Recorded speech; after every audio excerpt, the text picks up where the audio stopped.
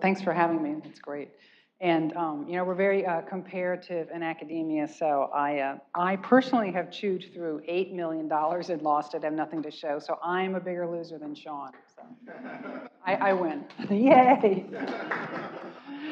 Yeah. So I'm really sensitized to what he's talking about, and I visited the Valley of Death several times, having gotten SBIRs and started companies, and was excited to roll the stuff out. And then how do you sustain? So I've been thinking about that for a while. And don't have one single answer, but would love to continue that conversation.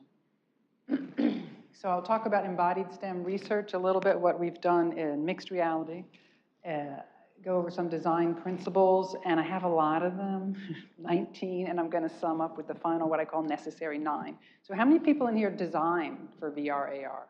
Like actually design? That's good. So half of you will be interested. The rest of you, honestly, you could put your heads down. It's okay. It's a long day already. So I wear 2 hats. I'm the lead designer and president of an educational tech company based in Tempe, Arizona. And also with federal grants, I do manage a laboratory at ASU, Arizona State University. It's a really obvious career path for someone who was trained as a cognitive psychologist, ex-Hollywood screenwriter. So the first platform that I cut my teeth on was called Small Lab. I don't know if any of you have ever heard of it. Small Lab Learning. It's rollouts. We used OptiTrack cameras, 12 IR cameras, and rigid body controls that you could move around in a 15 by 15 foot space. So this is a chemistry lesson where you're walking around and putting in molecules, and the pH level is changing interactively. So very immersive, very fun. What's nice about it is the other 24 kids in the classroom could be seated around you. So there's all that peer-to-peer stuff and collaboration that we like so much, the eye contact. That was $32,000 to put in your school, so not sustainable. You had to get a grant, and so I really lost interest in that, and then became very excited when the Connect came out. Remember that? Oh my God, it's going to change everything because I'm into using the body and motion capture, and this is going to be great. And we designed a bunch of learning games, STEM games for the Connect, and we could not get teacher buy-in, so we would go into the schools, and the teachers would love it while we were there plugging it in and setting it up. But then when we left, like, they won't keep using it, you know? And I don't blame them. They're busy, and how does it mesh with their curriculum? But that's just a problem, an ongoing problem, getting your tech into the classroom with real teachers in real time. Super hard. So then, now I'm excited about what they call the VR revival, right? So having the Vive and Oculus at these, sort of affordable rates has been super exciting for me because I like the hand controls so much. So I'm going to talk to you about the embodied research that we do. Being embodied means, to me, everyone has their own interpretations. So for some people, just putting an avatar in a space is called embodied. But for me, it means that you are physically using your body to learn. Representational gestures, like this is a representation of a gear spinning on the screen, perhaps. Representational gestures help students understand abstract and complex phenomena. They can help strengthen the memory trace. And also there's lots of research from Golden Meadow and Ali Bali, and I have these references at the end of the talk, by the way, that gesturing may help to offload some cognition. So by using physical movements, you can free up some space in cognition for learning. And are these going to be on your wiki, LinkedIn, wherever? Like all our talks going to be accessible? We have not discussed that, but that's a great suggestion. If people are open to that, then absolutely. But we'll send out an email to all of you. Because I made this really text heavy, so if you ever wanted to pull back and look at some of this stuff, there's a lot of text here. So these are kind of early days in talking about embodiment in technologies, and not everyone has the same definition. So I've been working hard on a taxonomy. So in 2014, I published something in the Journal of Educational Psych on embodiment in mediated lessons. And I posited these 3 constructs that are present in varying levels of magnitude, right? So the first would be how much immersion or presence is in your lesson. I can talk about those 2 terms in a minute. What is the magnitude of the gesture? So in the one where we're teaching about gears, spinning your arm like this with the Connect is a bigger movement than spinning your finger like this on a tablet. Both of them are spinning the gear, but magnitude might matter. And then also the congruence of the gesture to what is being learned. So the default movement for the Connect is this. Make it go forward. But that's not how I'm going to teach a kid about spinning a gear and mechanical advantage in a gear. So you have to be creative about the congruence of what you're asking your student to do, how does it mesh with what you're trying to teach them? So this is a little cube that, yeah, before I had like a 3x3 table, and now I'm making a cube. So you can either be high or low on these constructs. I don't know if the cube works. You can talk to me about it later. I'd love feedback. So I'm going to show you an example of what I would consider a highly embodied lesson, where the movements are congruent to the content to be learned. This study was NSF funded, and we had college students randomly assigned to 4 conditions, and one was very low embodied, like they're reading the symbols and text on the giant screen. The other was low embodied as well, in that they're just watching simulations, but they're not interacting with them. In the third group, they were interacting, using the Connect in their body to manipulate the content on screen. And the fourth condition, we added narrative, a narrative overlay. Because wouldn't you think that would help with learning in science, like little cut scenes? No difference. I'm going to tell you right now, like the narrative didn't do anything, but what was interesting was a high versus low. So this is a study. We're teaching them Coulomb's law and electric fields. And so they're seeing, the student is seeing this big, we use like a Activision Promethean whiteboard in front of them. So they're seeing a large image in front of them, mixed reality, and the Connect is capturing their body movements. And either by scuffing their feet like this, or moving their hand back and forth over the scuff pad, they're picking up electrons. So they're moving their body, they're stripping electrons, they're changing the Q1. No laser. They're changing the Q1 on the hand to the Q1 on the doorknob. They're seeing this interactive equation up here that's getting larger and smaller depending on their movements. And when they get close enough to the doorknob and they have enough of a charge on the hand, a spark emerges. And you can see that like here in the equation, the R, the distance from the doorknob, is smaller, ergo the F is larger. And then as they get closer to the doorknob, the R is actually so big, it's off the screen. So it's nice. It's a nice bit of interactive graphical representation, but also based on your body movements. So the body metaphor is part of this, as well as the visuals, and we have auditory as well, so very multimodal. And what we see is, of course, that the kids in the high embodied condition learn significantly more. So that was an effect size of 0.35. So another thing I would ask the group is, as you publish your studies going forward, you should really be putting your effect sizes in so we know as the research community what sort of effects to be expecting. So 0.3 is okay. Oh, laser. I'm going to just quickly interject here something from a friend of mine, Ariel Anbar, who's at ASU and told me about this conference, so he wanted me to show some slides. And one of the things that Ariel's group does very well is also virtual field trips, and they're very interactive. So you know, he's an example of a content expert who really gets the pedagogy behind it, whereas I'm sort of like a pedagogical learning scientist who just kind of sluttily works on different pieces of content, right? I hire content experts to help me, but we put it into a great framework that kids can learn from. So here, like you're going through this 360 world and collecting samples. This is something from Gubbio, Italy, which is apparently very famous because it was a giant meteorite there that landed. And then they're getting feedback on what's correct and incorrect. And I did a poor job of that, but I showed them. So there are a lot of schools. There are a lot of schools doing interesting virtual reality field trips with 360. Now, one of the big questions we need to think about in this room is, like, should everything be in 3D? Like, is that a good use of that? That's expensive. Is that a good use of the technology? Like, what makes it over the threshold to become VR? And I don't think all 2D content should just be plunked into 3D VR. So, like, what we're doing is taking some of the best little games that we've made over the years with this grant money and trying to put into VR what we feel is appropriate.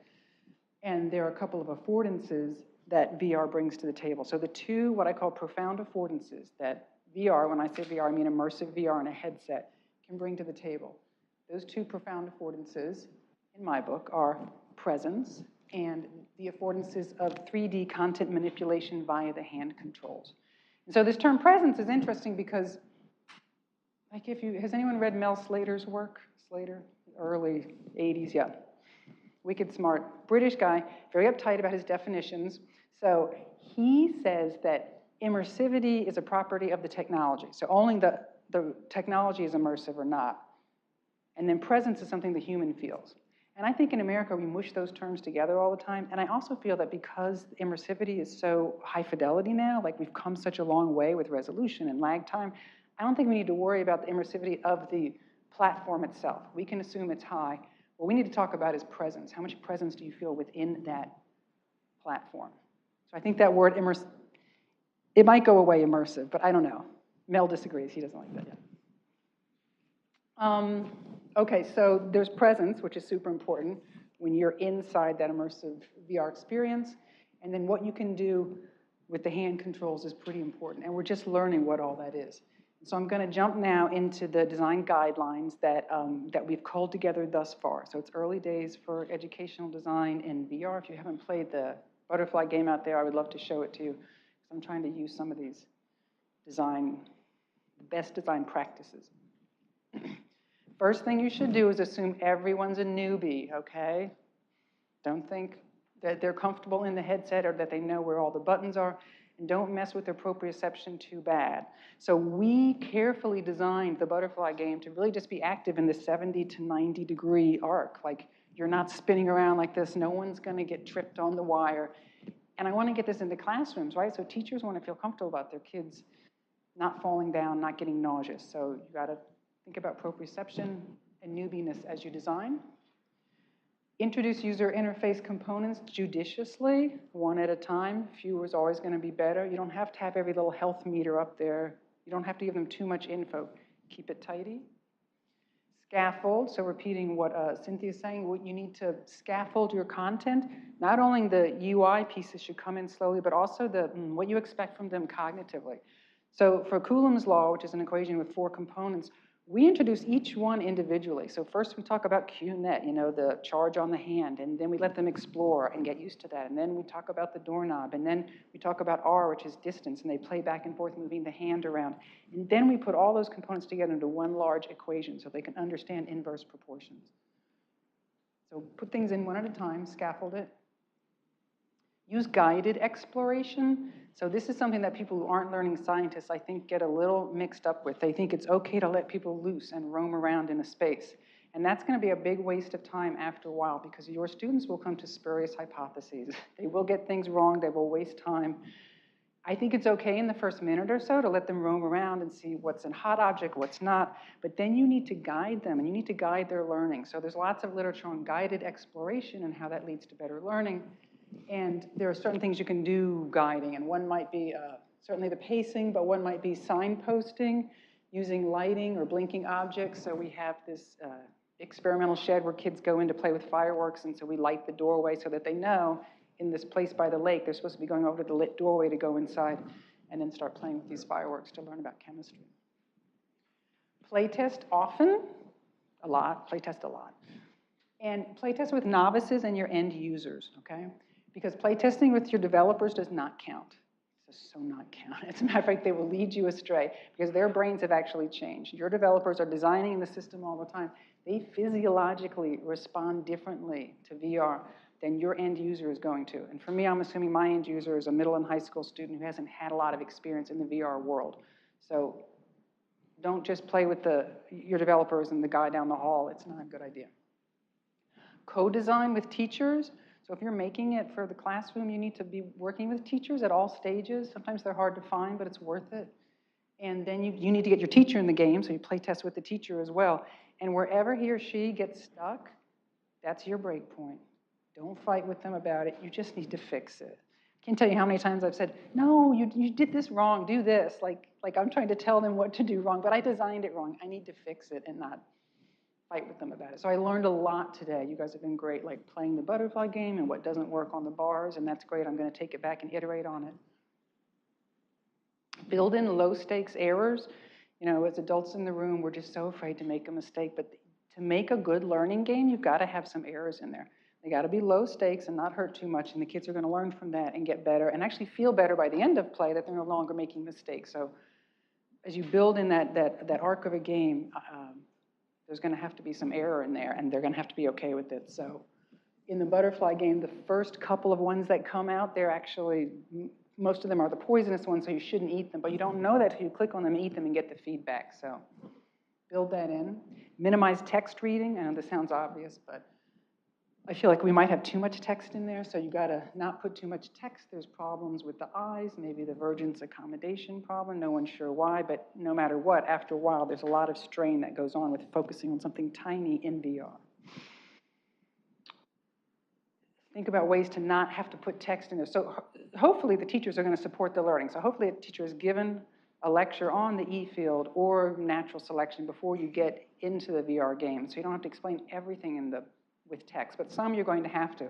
But when we got to the part about multiple generations of butterflies passing, we decided to show a cocoon and a chrysalis and a butterfly coming out instead of like using all those words on screen. So insert small animations in there that can get across a lot of content besides words.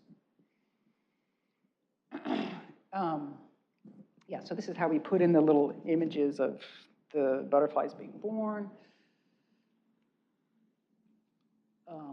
Give unobtrusive, immediate, and actionable feedback. This does not mean constant feedback, because you can't constantly be giving someone feedback in playtime, because you know what, when they're doing that, they're not being reflective.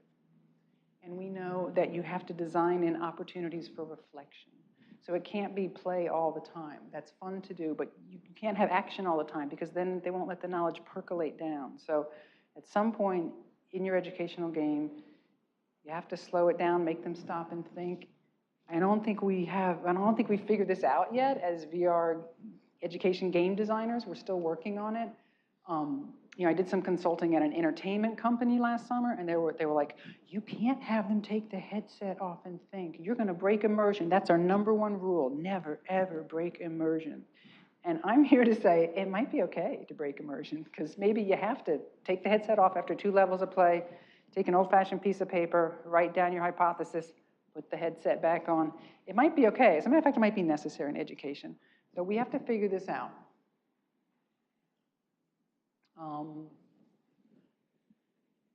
Encourage, okay, so we need reflection. And final slide, we need to encourage collaborative interactions. I always end with this for the general guidelines because it's really expensive, we know that. And what are some of the workarounds we can do for now? It'll be affordable in about 3 or 4 years, but for right now, to get multiple people into an immersive headset is expensive. We can put in NPCs, I suppose. We can incorporate an out-of-headset player, like everyone keeps talking and no one blows up in that game. You have some people who aren't in the headset talking to the person in the headset and telling them what to do.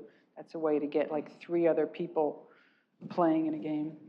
You can share the headset back and forth, I suppose. So we need to be thinking about that. And now I'd like to end with my hand control guidelines. And I don't know if many of you are working with hand controls, but I think it's a great, exciting world. So you should incorporate hand controls if possible. This helps make the learners be active, making physical decisions about the placement of content and incorporating representational gestures.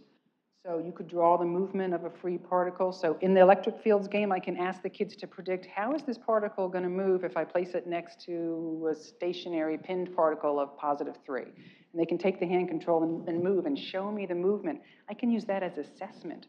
That's just not only fun gameplay. Now I can assess if they've comprehended the concept without using all these text-based questions. Show me with your body that you get it. So be creative about how body-based metaphors can be applied. And think about the congruency of the gesture. Does it match what you're trying to teach the person? So again, in the E-field situation, where you're using friction to pick up electrons, I mean, you really are physically scuffing your feet on a carpet and moving your hand. And we happen with a balloon that you're rubbing on your hair, and then you're taking the virtual balloon and putting it on the wall, and it sticks there. And so those are congruent actions that kids have experienced before, like they've seen the balloon stuck on the wall. How does that induction happen? So think about creative ways to be congruent and use the body and use body experiences that people can relate to.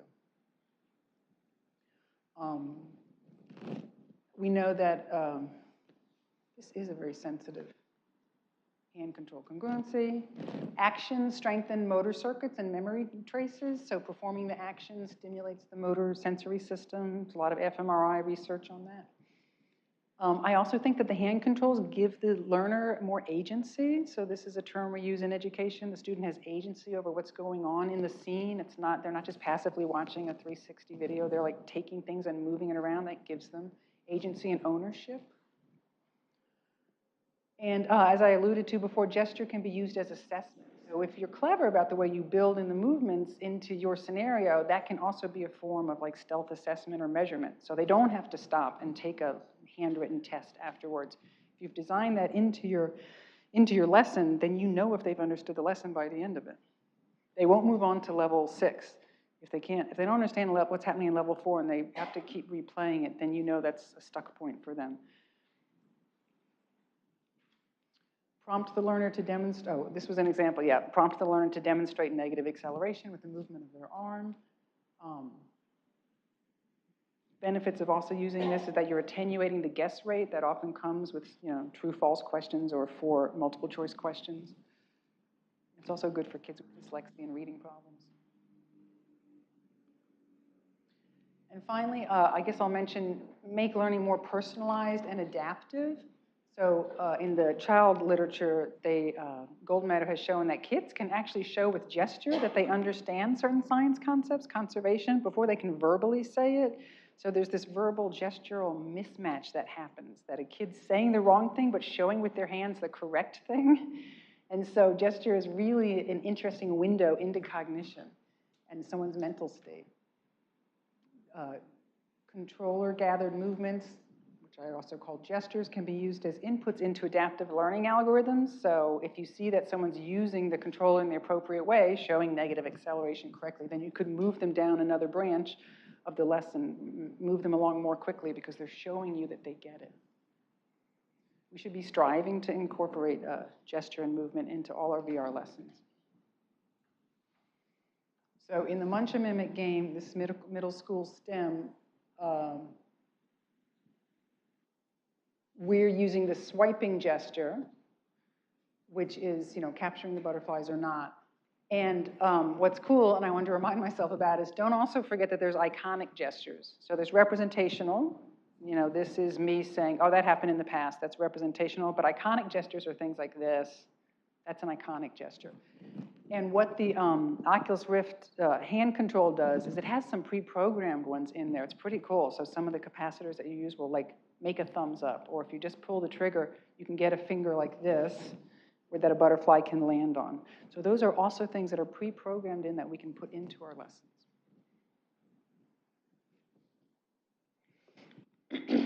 All right, so then I took all those 19 and I smushed them down to the 9 that I want you to walk away with, okay? Because it's a lot, but these are my favorite 9, the nifty 9 or necessary 9.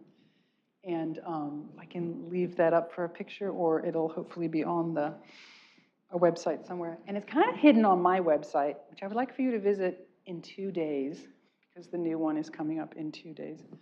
And it's hidden under a page called What is Embodied Learning? My website is embodied-games.com, and thank you very much.